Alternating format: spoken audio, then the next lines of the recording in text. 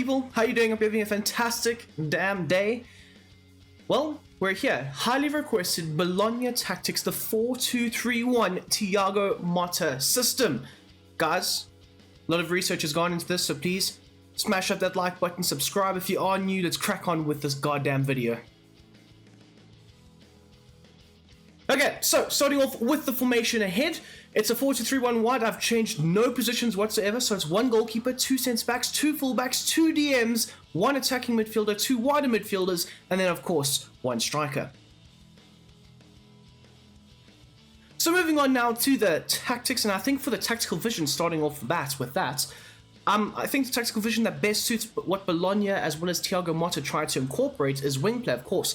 Putting the ball into those wider areas of the field, making sure that their wingers and their fullbacks are very involved in the game plan going forward, and especially in terms of the offensive outlets, whipping in crosses, cutback opportunities to the forwards, and trying to score goals like that, I think is very effective. And more or less, the wing play approach in terms of the defensive side of things does try and incorporate everything that you're trying to do. For this defensive style, however, I've gone with pressing off to possession loss. Now, I will say this, constant pressure does best get what Bologna are trying to do, of course. But, as per always, FIFA 23, EAFC 24, nothing's really changed with the constant pressure, and it does kill your player's stamina. So, I would advise you go with pressing after possession loss opposed to constant pressure, but I will say it's more realistic to go with constant pressure, although it's not sustainable. Because if you had to play an entire season with constant pressure on, every one of your players will have like spaghetti goddamn hamstrings. So, pressing off possession loss as well as some of the instructions try to, replicate that work rate that we consistently see with Bologna in and out of possession. As for the team width, I've gone with it set to 45. Now, of course, they can shrink quite a lot and prevent those spaces from being opened up in the midfield and between the defenders and whatnot, but I think 45 best represents an accurate version of what their defense is trying to incorporate, trying to prevent crosses from those wider sections of the field, get players, get bodies out there, as well as trying to prevent gaps between the lines, obviously, to try and break up and disturb the opposition's offense. So 45, a nice happy medium, I would say. As for the depth, however, it is on the borderline of a high mid block / high line.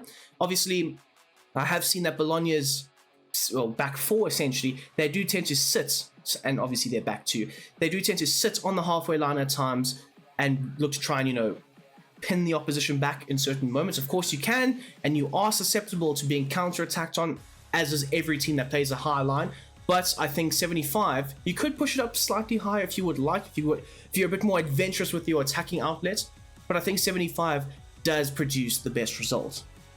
Now, in terms of the offense, I've gone with slow build-up for the build-up play, as well as chance creation set to possession. They like to try and build up from the back, starting off with the goalkeeper, playing it into the centre-backs, and then progressing it forwards, playing slowly through the lines, building up their offensive play, having a very fluid, rotating midfield. I mean, of course, the likes of Ferguson starts as a number 10, can drift into the number 6 position, pick up the ball, with the likes of Mora drifting into the number 10 position. It's a very fluid midfield, and it does help you with this possession-based style of football. You don't have to have specific players locked into their positions, waiting to pass the ball to them. They'll look to try and track the ball, track the open spaces, work into those spaces, and then potentially draw players out of their positions, inevitably opening up other spaces for other players. So, as for the width, however, I've set it to 80. Of course, like I said earlier, they try and keep a nice widespread midfield with your fullbacks and your wingers being very involved in the build-up play on either side of the touchlines. And of course, you want to try and work it into them and then progress the ball forward. And more or less, 80 does open up quite a bit of space in the central areas of the park for that very fluid, free-flowing midfield as well as your attacker. As for players in the box, I have it set to 7, and more or less it will be your front 3 as well as sometimes your number 10, other times it could be a number 6, and also it might even be one of your fullbacks making that lung busting run into the final third. Of course, you are trying to score goals, and more bodies in the box equals more goal scoring opportunities. As for the corners and the free kicks, as always, I've set it to 4. So starting off with the instructions at the back with the goalkeeper, of course, like I said earlier, Bologna, they like to try and build up quite nicely from the back with their offensive build-up play going forward. So your goalkeeper is very, very important to this. So naturally, he will be a sweeper keeper. You are playing a hard line. He is very good at doing so, making sure that he is making those runs into no man's land, collecting the ball, circulating it back into play. Very good with the ball at his feet as well. And then, of course, comfort crosses is essential, looking to try and prevent any attacking threats being whipped into the box. As for your two centre-backs now, of course, Lukumi as well as Bakima, I think that's how you pronounce it. They are set to their base set of instructions. You don't need them to do too much. Of course, they are ball-playing dominant centre-backs, and you need to have ball-playing players in the system in order for it to work effectively, but very good under pressure, can pass out from the back when there is a high press on them, so they are very effective in that area of the field. As for your two fullbacks now, I have noticed that they do tend to hug the touchlines ever so slightly, and of course, with the wing play being set to be on, they will look to do so more effectively. But I will also say this, they can invert. They do look to try and invert into the midfield when under pressure, when, you know, the opposition is applying their pressure and their press to your back line. So they can look to invert, find the space in those central areas sometimes. So in order to replicate that, I've gone with them to join the attack, obviously looking to be very involved, being a bit more of a wing back in certain moments. Normal interceptions are set to be on for both of them, as well as the run type is set to mix, allowing them to sometimes overlap, other times looking to invert a bit more, creating that underlapping run or potentially inverting it into the midfield and being able to add an extra body there. As for the defensive position, I've gone with them to stick to position. As you'll see for the likes of Posh, he's set to the same set of instructions as well. Now moving on into the midfield, we've got the likes of Freuler, Moro, as well as Ferguson. Now, I will say this, I'm trying to create and replicate a very fluid midfield where your number 10 can sometimes be in the number 6 position and your number 6 can sometimes be supporting your winger. So that's what I'm trying to replicate with this. And I think these instructions best get that result. So we'll start off with Freuler. Set to cut passing lanes. Of course, the defensive duties are they're looking to be a bit more zonal, run the channels, run the lanes, make sure that they're intercepting, stifling, breaking up as much of the opposition's offense as they can. But now for the attacking support, normally what I'll do is for a number 6, stay back while attacking and have the 1 go forward. But it's not like that. Both of them can do so at the same time. So it's a bit more of a box-to-box role for both Mora as well as Freuler, as well as the interceptions. Now, because constant pressure best suits this team, and we haven't done that, we've gone with the pressing after possession loss. I've gone with the midfield as well as your wingers as well as your striker to all have aggressive interception sets beyond, and this replicates their intense work rate that they try and produce when they do lose the ball. So you will see it's a running theme with the entirety of the outfield players, obviously not your back line, of course. But then as well, for the positioning freedom, so they are able and are capable of showing for the ball a bit more, collecting it off of the back 4 or even the goalkeeper and then progressing it forward. Both your number 6s do have this role. And then for the positioning freedom, not positioning freedom, my bad, the defensive positioning, it is set to cover the wing. So if your fullbacks have bombed on too far forward, they will look to try and slot in, your number 6s anyway, will look to try and slot into that wider area, pick up those runners, prevent those crosses from being fired in as well. And it also creates a very free-flowing, fluid midfield. As you can see for the likes of Mora, the same set of instructions apply to him as well. Very similar roles, very symmetrical system this, and it works out very, very well. Now moving on to your number 10, of course, the captain, Ferguson, can play in a multitude of different positions, can play as a cam, a central midfielder, a DM, you name it, he can probably play there. He's a very effective utility player for the system, and you will see with the instructions why he can play in all those areas. I mean, in order to replicate a fluid number 10 role, I would probably say you do this, you apply all these instructions to it. So for the defensive support, having him come back on defense, adding another layer of protection to it, yes, but also when you are building up the play, he does have a deeper starting position. He will look to try and show for the ball with the goalkeeper restarts, dropping between the number 6s in certain moments, almost taking up a DM position himself.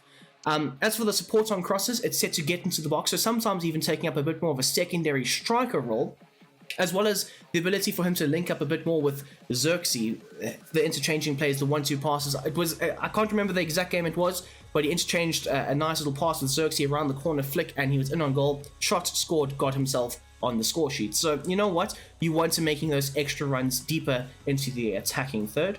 In order to replicate the ability for him to obviously pop up in the little half spaces, that fluid motion that I was talking about, free roam is essential.